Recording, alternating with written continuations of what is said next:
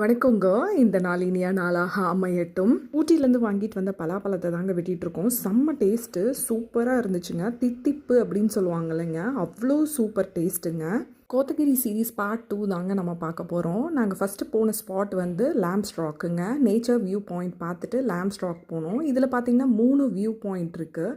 நம்மளுக்கு 2 வழி இருக்குது. ஒரு வழியில் போனோம் அப்படின்னா இந்த ஃபஸ்ட்டு ஸ்பாட் வருங்க.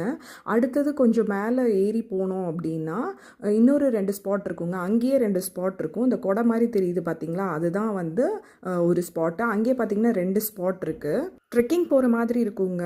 நாங்கள் போகும்போது ட்ரிஸ்லிங்காக இருந்ததுனால ரொம்ப நல்லா இருந்துச்சுங்க. இதுதான் பார்த்தீங்கன்னா இன்னொரு வியூ பாயிண்ட்.